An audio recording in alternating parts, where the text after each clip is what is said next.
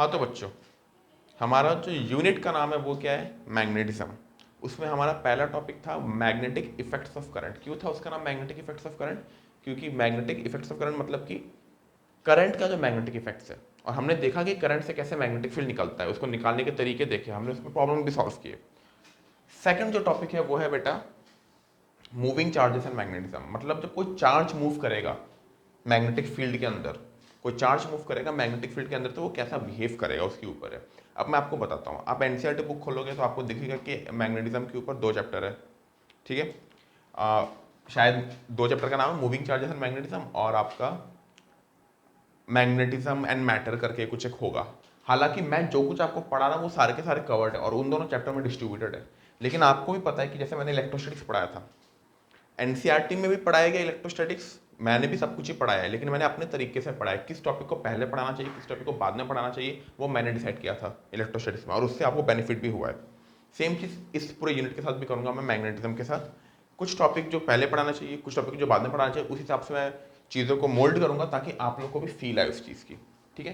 तो ये वाला टॉपिक जो है फोर्स ऑन ए चार्ज, ये हमारा आज का डिस्कशन होगा। बहुत ही ज़्यादा आसान है, आपको इतना कुछ मतलब मैग्नेटिज्म आपको समझ में आ चुका होगा कि उतना कठिन है नहीं, आसान ही है, अब कर सकते हो इस चीज़ को। चलो एक बार स्टार्ट करते हैं। तो पहली बात हम लोगों ने क्या ऑब्जर्व किया, देख इधर देख क्या ऑब्जर्व हुआ। ये हमारा एक करंट कैरिंग वायर था, ठीक है, यहाँ पे चार्ज रखा हुआ था। अब सुने अच्छे से, पहले हमने क्या किया, हमने अभी तक क्या पढ़ा है, एक करंट कैरिंग वायर की वजह से एक मैग्नेटिक फील्ड निकलती है, करंट कैरिंग वायर की वजह से मैग्नेटिक फील्ड निकलती है, हम वो निकाल चुके हैं, पहले पहले हम वो निकाल चुके हैं। उसके बाद क्या करेंगे, अब इस मैग्नेटिक फील्ड में अगर कोई दूसरा चार्ज आया, कोई चार्ज आया, तो वो चार्ज फोर्स फील करेगा, तो कैसा फोर्स फील करेगा, वो सारी चीज़ें हम लोग यहाँ पे पढ़ने वाले हैं। समझ में आए कि तो हम प्रॉपर ऑर्डर में जा रहे हैं, प्रॉपर ऑर्डर में जा रहे हैं। हालांकि एनसीईआरटी में थोड़ा अलग अलग तरीके से दिया हुआ है, जो समझने में थोड़ा प्रॉब्लम होता है, इसलिए मैंने खुद के तरीके से इसको थोड़ा मोल्ड किया हुआ है। तो सुने अच्छे से, करंट जा रहा है हमेशा। अब हमने क्या किया, एक्सपेरिमेंट किया गया, एक वायर से करंट जा रहा है और देखा उसके सामने एक चार्ज को रखा गया। अब ये ऑब्जर्व किया गया कि चार्ज में कोई फोर्स फील नहीं होता, चार्ज में कोई फोर्स फील नहीं होता। थोड़ा अच्छे से सोचेंगे तो एक बार समझेंगे कि किसी भी करंट कैरिंग वायर में, किसी करंट कैरिंग वायर से कोई इलेक्ट्रिक फील्ड निकलती है क्या, पहले ये सोचते हैं।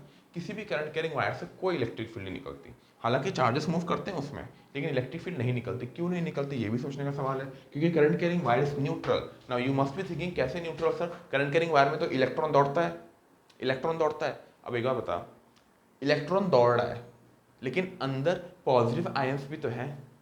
अंदर पॉजिटिव जो एटम, जो इलेक्ट्रॉन लूज किए हैं, जो एटम इलेक्ट्रॉन लूज किए, वो तो पॉजिटिव आयन बन गए, तो वो पॉजिटिव आयंस भी तो है अंदर में।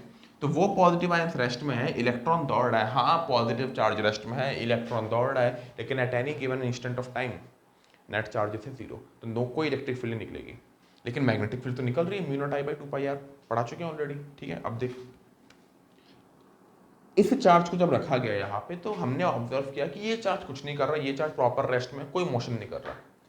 लेकिन जैसे ही चार्ज को एक तरीके की वेलोसिटी दी गई, एक तरीके की वेलोसिटी दी गई, तो देखा गया कि चार्ज, अगर मैंने इस तरफ वेलोसिटी, तो इस तरफ नहीं, वो किसी और तरफ भाग रहा है। मतलब मैंने वेलोसिटी इस तरफ दी, लेकिन इसमें फोर्स किसी और तरफ लगी है, मतलब लगी है फोर्स।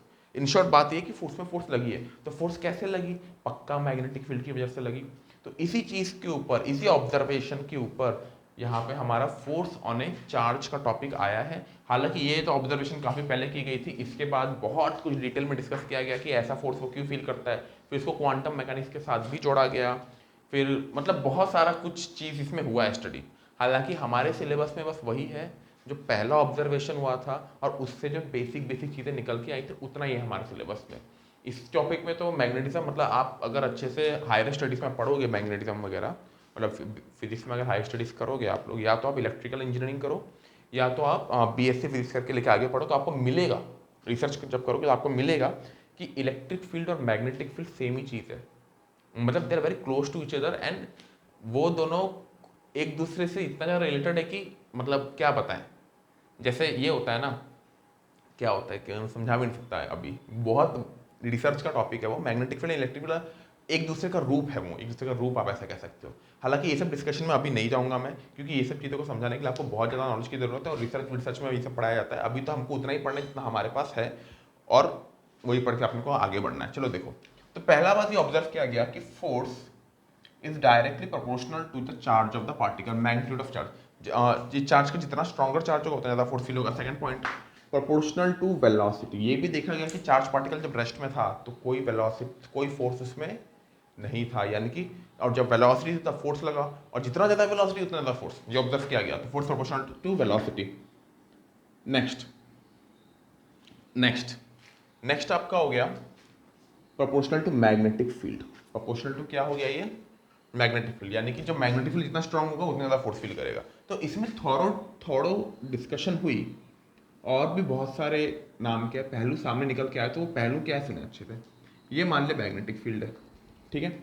अब एक चार्ज पार्टिकल को वेलोसिटी मान ले ऐसे है और वो मैग्नेटिक फील्ड के साथ एंगल थीटा बना रहा है। यहाँ पे तीन चीज़ें क्यू, वी और बी। वेक्टर क्वांटिटी कौन सा है? वेलोसिटी और मैग्नेटिक फील्ड। तो वेलोसिटी और मैग्नेटिक फील्ड के बीच में एंगल क्या था बेटा? थीटा था। तो ये देखा गया कि चार्ज पार्टिकल फोर्स सिर्फ और सिर्फ परपेंडिकुलर कंपोनेंट ऑफ वेलोसिटी के लिए करता है। जो पैरेलल कंपोनेंट ऑफ वेलोसिटी है उसके लिए कोई फोर्स को फील नहीं करता। टोटली एक्सपेरिमेंटल डाटा है ये।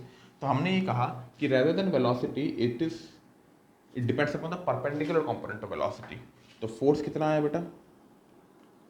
क्यू वी परपेंडिकुलर बी, और we can say q we B sine theta. V sine theta ना, और बीच में मैंने ऐसे बी डाल दिया, ठीक है। इसको ऐसे लिख देता, वरना आप लोग बोलोगे कि क्या करा रहे हो sir. Q V sine theta into B, Q we B sine theta. अब आपको पता है ये क्या होता है?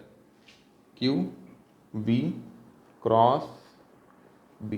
तो this is the expression of force. Force का डायरेक्शन क्या होता है बेटा? B cross B. समझ में आ रहा है कि नहीं? ये सारा का सारा चीज़ नोट डाउन कर लो। इसके बाद मैं थोड़ा आगे बढ़ता हूँ, डिटेल में और डिस्कशन होगी इसमें। काफ़ी ज़्यादा इंटरेस्टिंग टॉपिक है। मेरे को तो पर्सनली ये टॉपिक बहुत ज़्यादा पसंद है, मतलब काफ़ी ज़्यादा ही पसंद है मेरे को। मैं क्या ही बताऊँ, आसान है।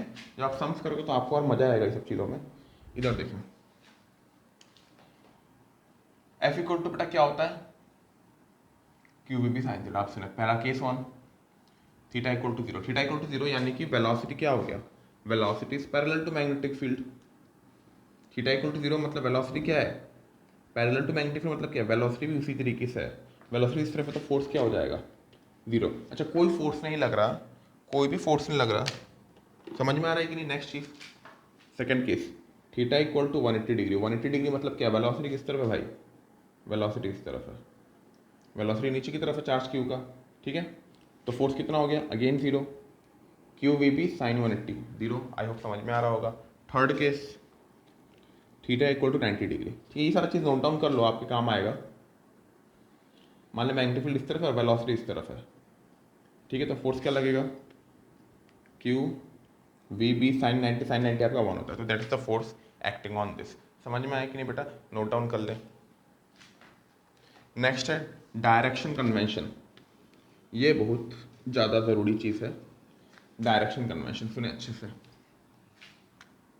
अगेन कौन सा रूल लगाएंगे हम लोग? Right hand. मैं क्या बता रहा था? एक ही हाथ यूज करेंगे हम लोग पूरे फिजिक्स में। Right hand, right hand palm rule, इसको क्या कहते हैं? Right hand palm rule. सुने अच्छे से। देख भाई, 3 स्टेप प्रोसेस है। पहले हम जब राइट हैंड पाम रूल लगाते थे मैग्नेटिक फील्ड निकालने के लिए, तो याद करो क्या करते थे? ये क्या था बताओ? क्या था ये? सोचो सोचो, क्या था? करंट। किस पॉइंट पे मैग्नेटिक फील्ड निकालना है? Magnetic field. समझ में आ रहा है कि नहीं? 3 स्टेप प्रोसेस। सबसे पहले क्या?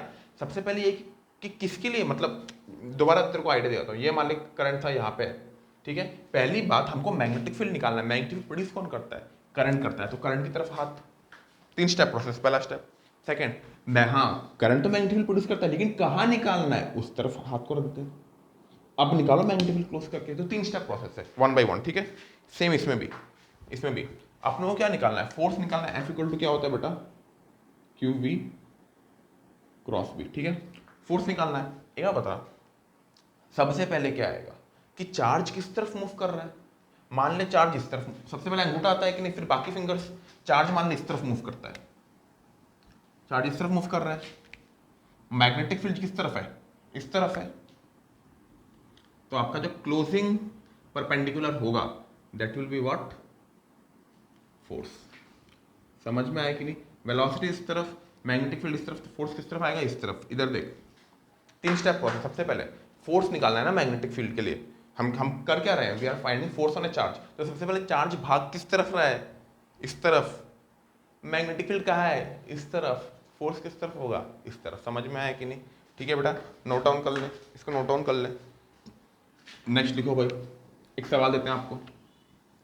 मान ले magnetic field along that axis, velocity equal to 2 i cap, 2 metre per second i cap. बताओ भाई फोर्स किस तरफ लगेगा? बताओ। देख, मैग्नेटिक फील्ड वेलोसिटी किस तरफ है? आई कैप। आपको पता होगा ये एक्स है, ये वाई है, ये जेड है। वेलोसिटी, मैग्नेटिक फील्ड किस तरफ है? इस तरफ। देख, वेलोसिटी इस तरफ, मतलब समझ में आ रहा है ना? इस तरफ वेलोसिटी, मार्कर जिस तरफ दिखा रहा है वो वेलोसिटी है, एक्स। मैग्नेटिक फील्ड किस तरफ है? जेड एक्सिस में। फोर्स किस तरफ होगा? नीचे की तरफ। नीचे की तरफ क्या है? माइनस जे कैप। फोर्स किस तरफ होगा बेटा? माइनस जे कैप। समझ में आया कि नहीं? अगला पॉइंट पे आते हैं, चल नेक्स्ट। ये सब सवाल देख मैं तुमको पहले भी करा चुका हूँ, अभी भी करा ही सकता हूँ, कोई बड़ा बात है नहीं। इधर देखें, अगला ये मान ले मैग्नेटिक फील्ड है, वेलोसिटी इस तरफ है। बता फोर्स किस तरफ फील करेगा? वेलोसिटी, मैग्नेटिक फील्ड ऊपर की तरफ, फोर्स बाहर की तरफ। समझ में आया कि नहीं? अगला चीज मान ले मैग्नेटिक फील्ड के कैप में है और velocity equal to 2y plus 3j। Velocity किस तरफ है भाई? 2y plus 3j। मैं समझाऊंगा क्वेश्चन क्या बोला है। क्वेश्चन ये बोला है कि मैग्नेटिक फील्ड किस तरफ है भाई? के कैप मतलब क्या? बाहर की तरफ, यानी कि मैग्नेटिक फील्ड ऐसा है, बाहर की तरफ मतलब डॉट। अब वेलोसिटी किस तरफ है? 2y plus 3j। अगर मैं इसको ओरिजिन मान लूँ, तो वेलोसिटी कुछ ऐसी है कि नहीं?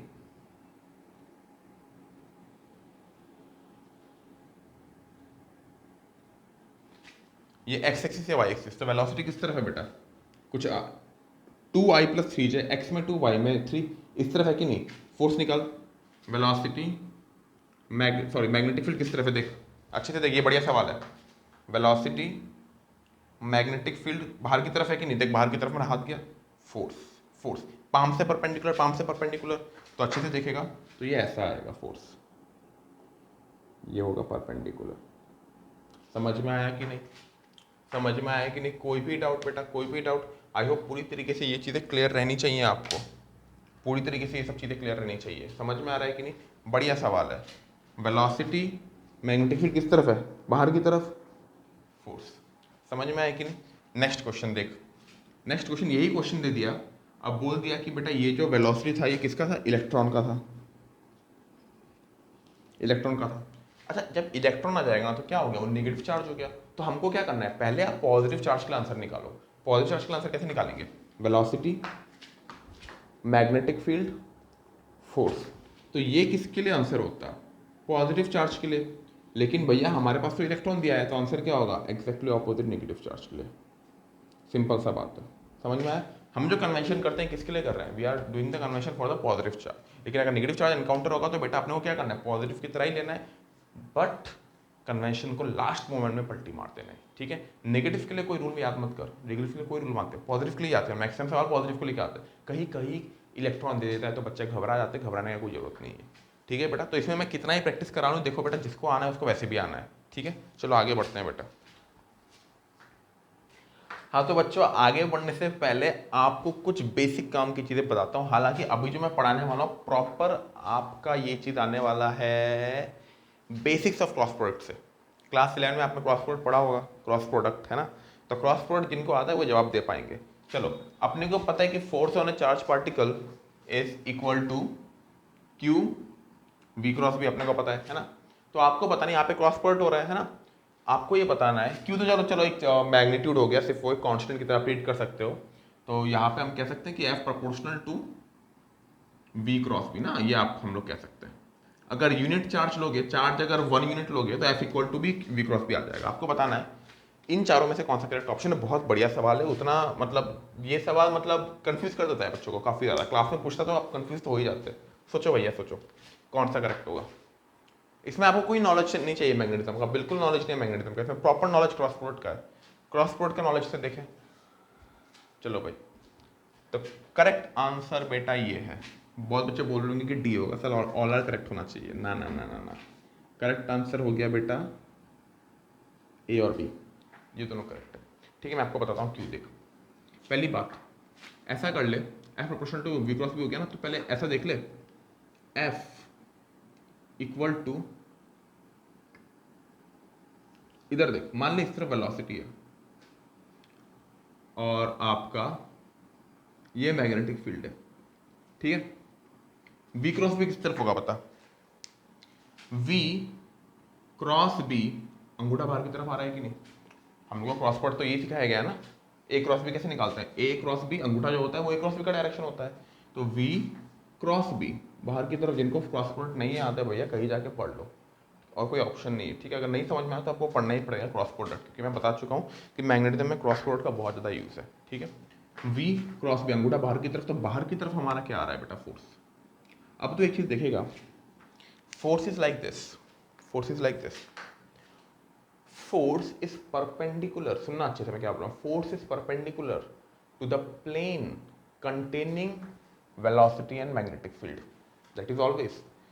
Force is perpendicular to the plane containing velocity and magnetic field. Hence, force must be perpendicular to velocity, must be perpendicular to magnetic field. क्यों? क्योंकि force जो है इस पूरे plane से perpendicular होता है। ये आपका क्रॉस प्रोडक्ट का बेसिक नियम है।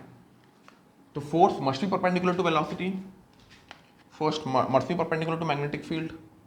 लेकिन velocity और magnetic field perpendicular होने से भी बढ़िया है, ना हो तो भी कोई प्रॉब्लम नहीं है, क्योंकि इनके बीच में कोई भी एंगल थीटा हो काम चलेगा अपना। समझ में आ रहा है कि नहीं? समझ में आ रहा है? तो बेटा ये ऑप्शन मतलब गलत है, ये ऑप्शन मैंडेटरी नहीं है, जो नहीं होने से भी हमारा काम चल जाता है। समझ में आ रहा है कि नहीं? चलो यहाँ से हमको एक चीज समझ में आया। अब अगला चीज हम ये देखते हैं, सबसे इंपॉर्टेंट पॉइंट यहाँ पे जो हमको सामने आता है वही ये वाला, force is perpendicular to velocity. Force perpendicular to velocity, अच्छा यानी कि पार्टिकल जब मोशन करेगा, पार्टिकल का वेलोसिटी अगर इस तरफ है तो फोर्स किस तरफ लग रहा है? इस तरफ। तो एक बात बता, अगर वेलोसिटी से परपेंडिकुलर फोर्स है तो वेलोसिटी के डायरेक्शन में फोर्स का कोई कंपोनेंट होगा क्या? नहीं। जैसे मैं तेरे को बताता हूँ, मान ले एक्स एक्सिस में एक पार्टिकल जा रहा है वेलोसिटी से, रास्ते के ऊपर फ्रिक्शनलेस सरफेस है, एक पार्टिकल जा रहा है हॉरिजॉन्टली, वेलोसिटी वी से जा रहा है, कोई एक्सेलरेशन होगा उसमें? नहीं होगा। क्यों? क्योंकि फोर्स किस तरफ लग रहा है? वाई एक्सिस में। अर्थ का जो ग्रेविटेशनल फोर्स है वाई एक्सिस में लगता है, और पार्टिकल का वेलोसिटी किस तरफ है? एक्स एक्सिस में। तो वेलोसिटी चेंज नहीं होना चाहिए। उसी तरीके से यहाँ पे भी, since force perpendicular to velocity, hence force is unable to perform any work on the particle. क्यों? क्योंकि एक बात बता, डिस्प्लेसमेंट पार्टिकल किस तरफ कर रहा है? एक्स एक्सिस में, फोर्स किस तरफ है? वाई एक्सिस में। अब मान ले ऐसा केस हो गया, चार्ज पार्टिकल अगर इस तरफ वेलोसिटी है तो फोर्स किस तरफ होगा? इस तरफ। कैसा भी कर लो, या आगे मैं डिस्कस करूंगा प्रॉपर कि कैसे मोशन करता है, सब कुछ हम लोग डिस्कस करेंगे। अभी बस आप बेसिस जान के रखो कि डिस्प्लेसमेंट अगर वेलोसिटी इस तरफ उस तरफ डिस्प्लेसमेंट होगा, डिस्प्लेसमेंट इस तरफ है तो फोर्स डिस्प्लेसमेंट के परपेंडिकुलर है, तो क्या वर्क डन कुछ होगा? नहीं। एफ डॉट एस क्या हो जाएगा? जीरो। तो कोई वर्क डन नहीं होगा। अगर वर्क डन नहीं होगा तो हम लोग कह सकते हैं कि नहीं, since force is perpendicular to velocity, hence magnetic force can not perform any work. बहुत इंपॉर्टेंट चीज़ है, ऑन द चार्ज। ये ऐसा सवाल आता भी है कि इनमें से कौन कौन सा फोर्स वर्क डन करता है? Magnetic force, electric force. Electric force तो वर्क डन करता है, हम लोग पढ़ ही चुके हैं, लेकिन मैग्नेटिक फोर्स कोई भी किसी प्रकार का वर्क नहीं करता। समझ में आ रहा है कि नहीं? तो it can not perform any work on the charge, thus kinetic energy of charge remains same. समझ में आया कि नहीं? यानी कि देख, वर्क एनर्जी थ्योरम क्या कहता है? वर्क डन इक्वल टू के फाइनल माइनस के initial, change in kinetic energy. Magnetic force कोई वर्क नहीं कर रहा तो के फाइनल माइनस के इनिशियल इक्वल टू जीरो, के फाइनल इक्वल टू के इनिशियल, यानी कि आपका काइनेटिक एनर्जी क्या रहेगा? सेम रहेगा। और क्यों सेम ना रहे मैं तेरे को बताता हूँ। सुन, अगर एक पार्टिकल ऐसे जा रहा है, एक पार्टिकल ऐसे जा रहा है, फोर्स इसमें ऐसा लग रहा है, फोर्स इसमें ऐसा लग रहा है, ठीक है। तो फोर्स ऐसा लग रहा है तो वो पार्टिकल का डायरेक्शन चेंज करेगा। क्यों? क्योंकि फोर्स ऐसा लग रहा है। तो ऐसा इमेजिन कर, अगर मैं मान ले इस तरफ बहुत जोर की हवा चल रही है, बहुत जोर की हवा चल रही है, तो वेलोसिटी इस तरफ है तो पार्टिकल का डायरेक्शन तो बदलेगा ना, क्योंकि फोर्स तो लग रहा है, डायरेक्शन बदलेगा। लेकिन डायरेक्शन बदलेगा, लेकिन फोर्स तब भी क्या रहेगा? सुनना अच्छे से, फोर्स तब भी क्या रहेगा? ये वाला चीज जो मैं अच्छे से अगला मतलब ये सब पढ़ाने के बाद मैं डिस्कस करूंगा, वहाँ पे इसी का एनालिसिस है, लेकिन यहाँ पे थोड़ा सा आपको इंट्रोडक्शन दे देता हूँ, ठीक है। होता क्या है, वेलोसिटी इस तरफ है, जैसे ही वो डायरेक्शन चेंज करता है उसी तरीके से वेलोसिटी हमेशा क्या करता है, perpendicular to, velocity always remains perpendicular to force, velocity always remains perpendicular to force. तो पार्टिकल ने अपना डायरेक्शन तो बदला लेकिन फोर्स परपेंडिकुलर हो गया, तो अच्छे से देखिएगा तो वेलोसिटी का मैग्नीट्यूड नहीं बदल पा रहा है, डायरेक्शन बदल रहा है, सही बात है, डायरेक्शन बदल रहा है, तो वेलोसिटी का डायरेक्शन बदल रहा है लेकिन मैग्नीट्यूड नहीं बदल रहा है। तो हम लोग ये भी कह सकते हैं कि speed remain same, speed remain same but direction changes. तो स्पीड अगर रिमेन सेम है तो half M V square kinetic energy भी सेम ही रहेगी, समझ में आएगी। तो ये सब सारे बेसिक चीज़ें थी, इनको आप नोट डाउन कर लीजिए, फिर आगे हमारा मेन डिस्कशन आ रहा है। हाँ तो बच्चों अभी हम लोग मुद्दे का टॉपिक में आ चुके हैं। अब यहाँ अभी जो मैं पढ़ाऊँगा इससे आप मतलब अभी जो टॉपिक है, जो चीज़ें मैं ड्राइव कराऊँगा नेक्स्ट 5-10 मिनट में जो कुछ होने वाला है, मान सकते हो बोर्ड्स में इस टॉपिक से सवाल आने के सबसे ज़्यादा चांसेस है। एकदम पानी सा टॉपिक है, तुम लोगों को पता है कि बोर्ड्स का लेवल उतना कुछ हाई होता नहीं है, अच्छे खासे मतलब it's good but it's doable, very much doable, ठीक है। तो सिंपल सा टॉपिक है, समझने की कोशिश करेंगे हम लोग। क्या बोला है बेटा, देख वेलोसिटी इस तरफ है, मैग्नेटिक फील्ड किस तरफ है, अंदर की तरफ है, ठीक है। ये सबसे सिंपल केस है। यहाँ पे पहली बात यूनिफॉर्म मैग्नेटिक फील्ड, उसकी वैल्यू क्या है बेटा, बी। यहाँ पे वेलोसिटी किस तरफ है, इस तरफ है, ठीक है। अब बोला है कि पार्टिकल पाथ कैसे फॉलो करेगा, पॉजिटिव चार्ज क्यों है, चल सुन अच्छे से। वेलोसिटी इस तरफ, अंगूठा याद है, वेलोसिटी मैग्नेटिक फील्ड फोर्स, मत भूलना। फर्स्ट प्रायोरिटी क्या है, पार्टिकल जा किस तरफ रहा है, सेकंड प्रायोरिटी क्या है, मैग्नेटिक फील्ड किस तरफ है, फिर फोर्स आएगा, समझ में आ रहा है। ये प्रैक्टिस करते रहो बेटा वरना भूलोगे, ठीक है। मैं तुम लोगों को मतलब यही मेथड भाई कोटा में भी यही तरीका सिखाता है, राइट हैंड रूल से, ठीक है। और उसी में सभी को आना चाहिए, जैसे फ्लेमिंग का रूल किसी मतलब का नहीं है, ये सब करते रह जाओगे दिमाग खराब हो जाता है, कौन सा किस तरफ है, सिंपल है 1 2 3, ठीक है। देख वेलोसिटी मैग्नेटिक फील्ड किस तरफ है, अंदर की तरफ, फोर्स किस तरफ लगेगा, ऊपर की तरफ, यानी फोर्स लग रहा है बेटा इस तरफ। अच्छा क्या बता, पार्टिकल का मोमेंटम इस तरफ है, मतलब वेलोसिटी इस तरफ तो मोमेंटम भी इस तरफ, फोर्स इस तरफ ना। तो ऑब्वियसली बात है एक पार्टिकल इस तरफ जाना चाहती है लेकिन फोर्स ऊपर लगेगा तो वो ऐसा जाएगी ना, कर्ली पाथ में, समझ में आ रहा है कि नहीं। तो कर्ली पाथ में वो गया, अब जैसे वो यहाँ पे पहुंचा, वेलोसिटी इस तरफ थी तो फोर्स किस तरफ लगेगा, देख वेलोसिटी मैग्नेटिक फील्ड अंदर की तरफ है अभी भी, फोर्स परपेंडिकुलर, यानी फोर्स आपका कैसा लग रहा है बेटा, इस तरफ, समझ में आया। फिर पार्टिकल यहाँ पे पहुंचा, अगेन इस पॉइंट पे वेलोसिटी किस तरफ है बेटा, ऊपर की तरफ। डायरेक्शन बता भाई, velocity magnetic field force, force इस तरफ। अब वेलोसिटी इस तरफ, फोर्स इस तरफ, तो पार्टिकल ऐसे जाएगा ना, समझ में आ रहा है। मान लो यहाँ पे पहुंचा, वेलोसिटी वेलोसिटी मैग्नेटिक फील्ड किस तरफ है भाई, अंदर की तरफ, फोर्स नीचे की तरफ। अगेन देख मोमेंटम इस तरफ लेकिन खींचना नीचे की तरफ, तो ऐसा आएगा। अगेन तुमको भी लग रहा है कि मैं नेसेसरी बोल रहा हूँ, डायरेक्ट सर्कल बना देना चाहिए। वेलोसिटी इस तरफ है, मैग्नेटिक फील्ड अंदर की तरफ, फोर्स इस तरफ। अब वीडियो है ना भाई, वीडियो में तो अपने को ऐसे पढ़ाना पड़ता है जैसे कि हम किताब लिख रहे हैं ना, कहीं किसी बच्चे को डाउट रह गया तो, है ना। तो आपका फाइनली पार्टिकल यहाँ पे आकर रुक जाता है। मैं थोड़ा सा अच्छे से बना देता हूँ एक बार डायग्राम को, ठीक है, तब तक आप लोग बना दो कॉपी में।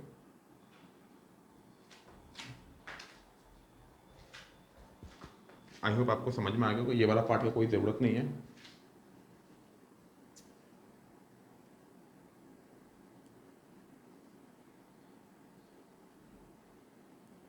ये हो गया बेटा आपका डायग्राम, ठीक है।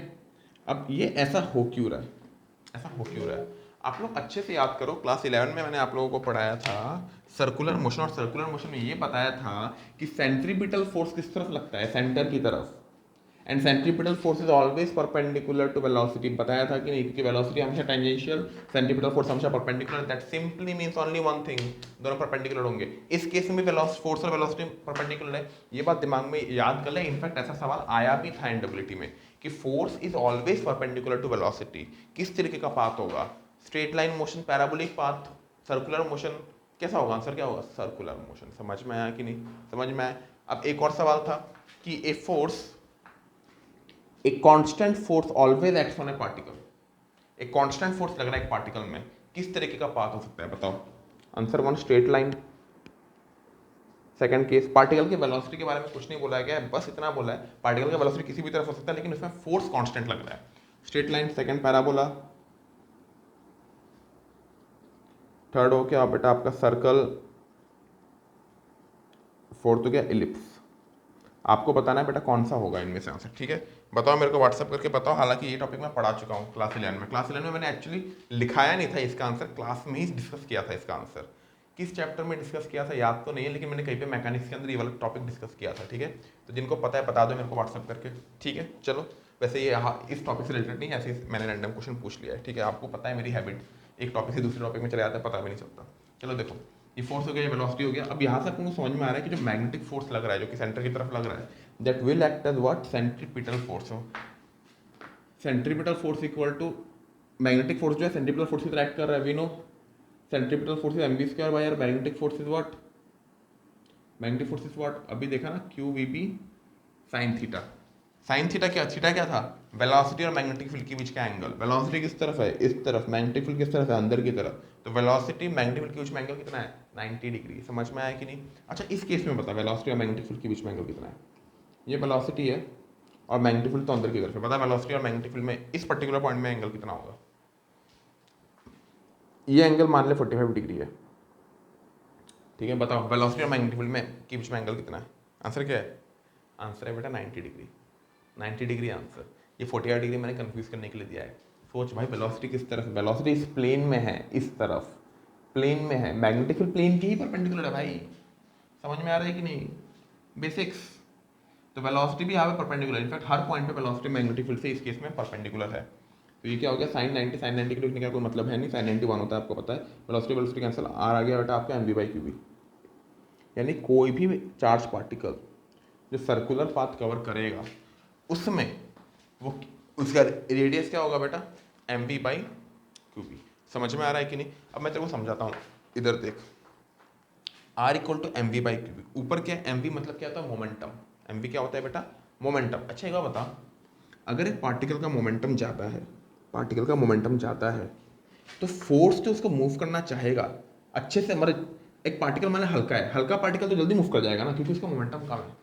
हल्का पार्टिकल का मोमेंटम कम है तो जल्दी फोर्स उसको घुमा देगा। लेकिन किसी पार्टिकल का मोमेंटम ज़्यादा है तो वो फोर्स उसको घुमाने में सक्षम उतना नहीं हो पाएगा। इनफैक्ट वो पार्टिकल धीरे धीरे घूमेगा, धीरे धीरे घूमेगा मतलब बड़ा रेडियस बनाएगा। देख जो ज़्यादा मोमेंटम वाला पार्टिकल है वो टर्न लेने में भारी ट्रक होता है, भारी ट्रक इजीली टर्न ले पाता है कि साइकिल इजीली टर्न ले पाता है, साइकिल ले पाता है ना टर्न इजीली, क्योंकि मोमेंटम उसका कम है।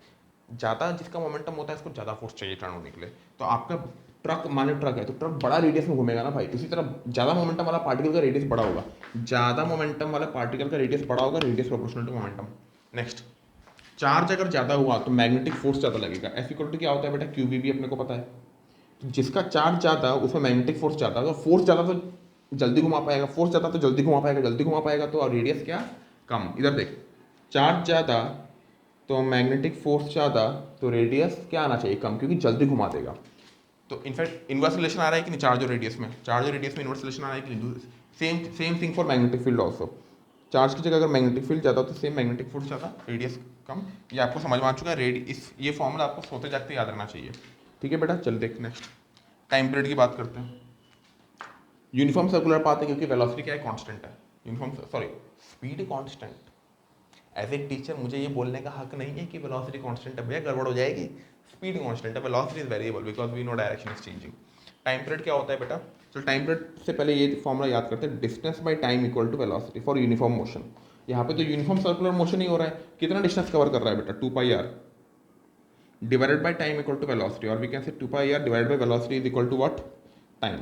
तो 2πr, आर की जगह क्या होगा बेटा, mv बाई क्यूबी। वेलोसिटी का वेलोसिटी यहाँ पे वेलोसिटी वेलोसिटी कैंसिल, क्या आ रहा है बेटा, 2πm बाई क्यूबी। बहुत इंपॉर्टेंट रिजल्ट यहाँ पे अपने को ये चीज़ देखने मिल रहा है कि टाइम पीरियड, यहाँ पे वेलोसिटी का कोई टर्म है ही नहीं, यानी time period proportional to velocity power 0, यानी time period independent of velocity. Important चीज़ लिख लो इस चीज़ को, ऐसा क्यों, सुने अच्छे से, ऐसा क्यों सुने अच्छे से। Time period why is independent of velocity, इधर सुने अच्छे से। अगर एक पार्टिकल का वेलोसिटी कम है, सुनना अच्छे से, अगर एक पार्टिकल का वेलोसिटी मान ले कम है, अगर वेलोसिटी कम है, रेडियस का फॉर्मूला क्या है, mv बाई क्यूबी। सुना अच्छे से। एक पार्टिकल का वेलोसिटी कम है तो रेडियस भी क्या होगा, कम होगा। एक पार्टिकल का वेलोसिटी कम है तो रेडियस भी क्या है, देख कम हो रहा है कि नहीं। अब एक बात समझ, कम वेलोसिटी से कम डिस्टेंस ट्रेवल किया, ज़्यादा वेलोसिटी से ज़्यादा रेडियस ट्रेवल किया, यानी कि ज़्यादा डिस्टेंस ट्रेवल किया। यानी कि हम ये कह सकते हैं कि नहीं, देख वेलोसिटी भी कम लेकिन डिस्टेंस भी तो कम ही ट्रेवल कर रहा है ना। वेलोसिटी ज़्यादा लेकिन डिस्टेंस पे तो ज़्यादा ट्रेवल कर रहा है, तो टाइम तो सेम आएगा ना भाई, क्योंकि टाइम क्या होता है, डिस्टेंस बाय वेलोसिटी। देख फर्स्ट केस में देख वेलोसिटी कम डिस्टेंस भी कम ट्रेवल कर रहा है। सेकंड केस में वेलोसिटी ज़्यादा डिस्टेंस भी ज़्यादा ट्रेवल कर रहा है, तो डिस्टेंस और वेलोसिटी का रेशियो क्या होता है, सेम, तो इंडिपेंडेंट हो गया ना भाई, तो टाइम पीरियड सेम रहेगा किसी भी केस में। आई होप ये वाला पॉइंट आपको समझ में आ गया होगा। ठीक है, चलो नहीं समझ में आने का तो कोई बात ही नहीं है, समझ में आ ही गया होगा। तब भी कोई किसी प्रकार का डाउट हो आपको तो आप मेरे को बोल सकते हो। ये सब सारी चीज़ें आपको सोचते जागते याद रहनी चाहिए, क्योंकि इसमें बेसिक सवाल आते हैं। कैसे सवाल आते हैं मैं आपको कराऊंगा, अभी के लिए आप इसको नोट डाउन कर लें।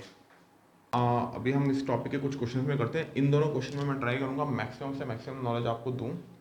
कुछ और चीज़ें आप लोगों को ऐसा करना है, इसके बारे में आपको होमवर्क दूंगा मैं, इस वीडियो के बाद आपको व्हाट्सएप के थ्रू भेज दूंगा, आपको वो करना है। ठीक है, चैप्टर वाइज से अभी ये क्वेश्चंस को, इस टॉपिक को स्टार्ट मत करो, क्योंकि इस टॉपिक में अभी भी मुझे काफ़ी कुछ पढ़ाना है। ठीक है, तो मैं आपको उस हिसाब से होमवर्क दूंगा जो मैंने अभी तक कवर किया हुआ है। ठीक है, चलो इधर देखो।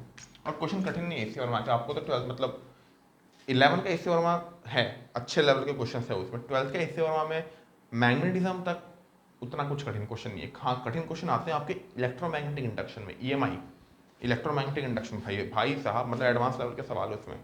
मेन फेस एनडब्ल्यूटी, हाँ ना हल्की फुल्की बात ही नहीं होती उस चैप्टर में। उस चैप्टर में सीधा एकदम टॉप क्लास लेवल के सवाल है। फिर ऑप्टिक्स में अच्छे सवाल है, ऑप्टिक्स में उतना भी ऐसा कुछ नहीं कि बहुत कठिन है, लेकिन अच्छे सवाल है ऑप्टिक्स में। ठीक है, मैग्नेटिज्म वगैरह में थोड़े आसान आसान सवाल भी हैं, मतलब उतना कुछ है, मतलब कर सकते हो आप उतना कुछ, क्योंकि टॉपिक उतना कुछ कठिन नहीं है ना, आपने जो देखा है उतना कुछ कठिन टॉपिक है नहीं, आसान है। चलो देखो पहला सवाल है, प्रोटॉन एंड अल्फा, आप लोग खुद से ट्राई करो करने का, मैं समझाता हूँ। प्रोटॉन एंड अल्फा पार्टिकल, पहले बात प्रोटॉन क्या होता है, अल्फा पार्टिकल क्या होता है वो समझिए। प्रोटॉन अल्फा, मास, पहले चार्ज लिखते हैं फिर मास लिखते हैं। ठीक है, चार्ज मास, सुने अच्छे से। प्रोटॉन में, प्रोटॉन का के अंदर क्या होता है, एक प्रोटॉन और एक, सॉरी एक ही प्रोटॉन होता है। प्रोटॉन मतलब क्या है यार, प्रोटॉन ही होता है ना। तो चार्ज भी आपका 1e प्लस 1e, और आपका मास कितना हो गया बेटा, 1 एटॉमिक मास यूनिट, या 1u आप कह सकते हो। ठीक है, नेक्स्ट आपका अल्फा पार्टिकल क्या होता है। अल्फा पार्टिकल जिनको नहीं पता वो लिख लें, alpha particle is the nucleus of helium atom. Helium atom का न्यूक्लियस मतलब अल्फा पार्टिकल में बेटा 2 प्रोटॉन 2 न्यूट्रॉन होते हैं, ये बात याद कर लो। अल्फा पार्टिकल में 2 प्रोटॉन 2 न्यूट्रॉन। ठीक है, तो 2 प्रोटॉन यानी कि चार्ज कितना हो गया बेटा 2e, 2 न्यूट्रॉन मतलब मास कितना हो गया, 2 प्रोटॉन का भी मास होता है, न्यूट्रॉन का भी मास होता है, 4u। ठीक है, तो ये डाटा अपने को चाहिए होगा। चलो स्टार्ट करते हैं question. Radius of proton and alpha particle का रेशियो निकालने बोला है। प्रोटॉन का क्या होता है, mb/qb होता है ना। तो मास कितना है बेटा आपका, प्रोटॉन का लेट से मास of proton mp, velocity v, velocity क्या दिया हुआ है, प्रोटॉन अल्फा पार्टिकल, प्रोटॉन का वेलोसिटी अगर v है तो अल्फा पार्टिकल का वेलोसिटी क्या है 2v, मत ना भूलें। ठीक है, चार्ज कितना है प्रोटॉन का, e हो गया। ठीक है, radius of alpha particle, mass of alpha particle into velocity क्या हो गया 2v, charge of alpha particle क्या हो गया, चार्ज ऑफ अल्फा पार्टिकल क्या हो गया 2e इंटू मैग्नेटिक फील्ड। अच्छा, मास ऑफ अल्फा पार्टिकल क्या हो गया बेटा, मास of alpha particle is 4 times the mass of proton, तो 4 इंटू मास ऑफ प्रोटॉन लिख लें। ठीक है, तो ये कितना हो गया बेटा, ये आपका हो गया 4 इंटू mp/v/ep। तो हम लोग कह सकते हैं radius of proton by alpha particle is equal to 1:4, यानी अल्फा पार्टिकल का रेडियस 4 गुना होगा। समझ में आ रहा है कि नहीं बेटा, कोई भी डाउट। अगला टॉपिक चलो, टाइम पीरियड का अगर मैं फॉर्मूला लिख लो एक बार। टाइम पीरियड का फॉर्मूला क्या होता है बेटा, 2πm/qv, ये प्रोटॉन का, अल्फा पार्टिकल का 2πm क्या है बेटा, ये डिवाइडेड बाई QB। समझ में आ रहा है कि नहीं, समझ में आ रहा है। तो आपका बेटा अगेन आंसर निकाल कितना होगा आपका, time period of proton by time period of alpha particle कितना हो गया बेटा 1:4 सेम। समझ में आ रहा है कि नहीं? कोई भी डाउट? आई होप कोई भी डाउट नहीं होना चाहिए, कोई भी डाउट। ठीक है बेटा, एक सेकेंड, मैंने कुछ गड़बड़ किया क्या? 2πm/qb है ना? ना ना ना, मैंने गड़बड़ किया, 1:2 होगा, 1:2 होगा। ठीक है, इसमें 2 है, डिवाइड करके देख लो यार, 2π कैंसिल हो जाएगा, 1:2 होगा। सही है, समझ में आया कि नहीं? ठीक है, नोट ऑन, मुझे नहीं लगता कोई डाउट होना चाहिए। चलो उसमें आते हैं। Proton and alpha particle enter है, इसको मिटा रहा हूँ मैं और यहीं पे करूँगा मैं सवाल को सॉल्व, क्योंकि यहाँ पे क्रॉस करना पड़ जाता है। Proton and alpha particle enter uniform magnetic field with kinetic energy, यहाँ पे काइनेटिक एनर्जी दिया हुआ है। अच्छा, काइनेटिक एनर्जी तो हमने फॉर्मूला में था ही नहीं, हमारा फॉर्मूला में क्या दिया हुआ है? R = mv/qb। भैया काइनेटिक एनर्जी तो है ही नहीं, कैसे करें? काइनेटिक एनर्जी नहीं है तो भैया हम काइनेटिक एनर्जी में कन्वर्ट करेंगे। We know kinetic energy equal to क्या होता है बेटा? 12 mv²। ऐसा कर, ऊपर भी मास से मल्टीप्लाई कर, नीचे भी मास से मल्टीप्लाई कर, तो kinetic energy K equal to mv² by 2m आ रहा है कि नहीं? What is mv? mv is momentum square by 2m। तो मोमेंटम इक्वल टू क्या हो गया? p इक्वल टू क्या हो गया? 2m के रूट ओवर। सेम चीज़ को यहाँ पे लिख दे बेटा। रेडियस क्या आ गया बेटा तेरा? mv। What is mv? mv is the momentum, mv is the momentum. तो मोमेंटम की जगह हम लोग क्या लिखेंगे? मोमेंटम की जगह क्या लिखेंगे? रूट ओवर 2m के। पूरा न्यूमरेटर क्या हो जाएगा? रूट ओवर 2m के divided by qb। So we have the formula of radius है। आपको याद नहीं करना है, आप एग्जाम में ड्राइव कर सकते हो, कोई बड़ी बात नहीं, 11 का चीज़ है ये। ठीक है बेटा, चलो नेक्स्ट, इसको मैं मिटाता हूँ। मिटा दो? मिटा देता हूँ। चलो देखो भाई, सवाल करते हैं भाई। चलो, radius of proton by radius of alpha. अच्छा, पहले रेडियस ऑफ प्रोटॉन का एक्सप्रेशन लिख देते हैं। अभी तुम लोग कर ही सकते हो यार। रेडियस ऑफ प्रोटॉन क्या होगा बेटा? Root over 2 into mass of proton into kinetic energy of proton by charge of proton कितना होता है? E into B. Radius of alpha कितना होगा? Root over 2। Mass of alpha कितना होता है? 4 into mass of proton. Kinetic energy of alpha क्या दिया हुआ है? 4 into kinetic energy of proton. समझ में आ रहा है कि नहीं? 1:4 है, proton by alpha equal to 1:4। तो प्रोटॉन का अगर काइनेटिक एनर्जी क्या है? अल्फा का 4k। चार्ज कितना है प्रोटॉन का? सॉरी, अल्फा का 2e इंटू बी। बस डिवाइड कर, रेशियो निकाल। समझ में आ रहा है कि नहीं? मेरे हिसाब से RP/R अल्फा क्या होगा? RP/R अल्फा क्या होगा? ऊपर बचेगा √2, नीचे बचेगा 1:4 होगा मेरे हिसाब से। ना ना ना ना, √2 डिवाइडेड बाई √2 / 1 डिवाइडेड बाई, ये हो गया बेटा आपका √2 इंटू 4 डिवाइडेड बाई 2। तो ये यहाँ जाएगा, ये यहाँ जाएगा, हमारा आ जाएगा 2√2 divided by √2 into 4। √2 cancel, 1:2। Radius का रेशियो क्या आ गया बेटा? 1:2। उसी तरीके से टाइम पीरियड का रेशियो निकाल लो। ठीक है, ये रहा। मैंने काइनेटिक एनर्जी क्यों लिखा है? अब फ्रीक्वेंसी होगा। अब कुछ बच्चे सोच रहे होंगे कि सर फ्रीक्वेंसी तो इसमें भी था, आपने निकाला नहीं। टेंशन मतलब सब निकाल के दे रहा हूँ। देख, टाइम पीरियड का रेशियो क्या होगा? टाइम पीरियड का रेशियो होगा बेटा 2πm/qb। अच्छी बात यह है कि टाइम पीरियड सिर्फ और सिर्फ किस पे डिपेंड करता है? गिवन डाटा में डिपेंड करता है, मास और चार्ज, जो कि क्या है? आपका inherit property of alpha particle and proton है। कुछ भी वेलोसिटी दे दो, मास और चार्ज तो चेंज होने वाला नहीं है। मैग्नेटिक फील्ड तो एक्सटर्नल है, तो काइनेटिक एनर्जी पे घंटा डिपेंड करता है वो। समझ में आ रहा है कि नहीं? काइनेटिक एनर्जी को सीन में लाने का जरूरत ही नहीं है अपने को। ठीक है, तो टाइम पीरियड ऑफ प्रोटॉन क्या होगा? 2π। Mass of proton, charge of proton कितना होता है? 1। Charge of proton E into B. Time period of alpha particle क्या होता है? 2π। 4 mass of proton into 2e into B. Answer क्या आएगा बेटा? बता। 1:2। Proton by time to alpha आ गया बेटा 1:2। समझ में आ रहा है कि नहीं? ये बात समझ में आया? अच्छा, फ्रीक्वेंसी क्या होता है? Frequency we know, frequency is equal to 1 by time period. कोई बड़ी बात है ही नहीं। तो frequency of proton by frequency of alpha क्या हो जाएगा? उल्टा हो जाएगा रेशियो, बस खत्म बात। कोई बड़ी, सेम इसमें भी यार कर सकते हो यार। फ्रीक्वेंसी भी कभी कभी पूछ लेता है, फिर ये मत बोला सर फ्रीक्वेंसी तो आपने कराया नहीं। फ्रीक्वेंसी का फॉर्मूला क्या था? टाइम पीरियड का फॉर्मूला अगर 2πm/qb है तो फ्रीक्वेंसी का फॉर्मूला क्या होगा? बताओ, qb/2πm। समझ में आ रहा है कि नहीं? अच्छा, यहाँ पे एक और टर्म आता है, एंगुलर फ्रीक्वेंसी। एंगुलर फ्रीक्वेंसी सबको पता है। देख, एंगुलर फ्रीक्वेंसी क्या होता है? Angle rotated by total time taken. पता है ना एंगुलर फ्रीक्वेंसी क्या होती है, कितना एंगल आपने रोटेट किया कितने टाइम लेके। तो मैं कितना एंगल रोटेट करता हूँ एक टाइम पीरियड में, एक टाइम पीरियड में 2 पाई एंगल रोटेट करता हूँ। समझ में आ रहा है, ये सब चीज़ें 11वीं की चीज़ है यार, ये सब मैं से डिटेल में डिस्कस मत कर रहा हूँ, ठीक है, ये सब बचकानी चीज़ें, ये सब आपको आनी चाहिए। तो ओमेगा इक्वल टू हो गया बेटा 2 pi by time period. Time period क्या है बेटा 2 पाई एम बाई क्यू बी। आपका आंसर कितना आ गया क्यू बी बाई एम। अब आप बोल रहे हो कि सर ये आपने पहले क्यों नहीं लिखाया।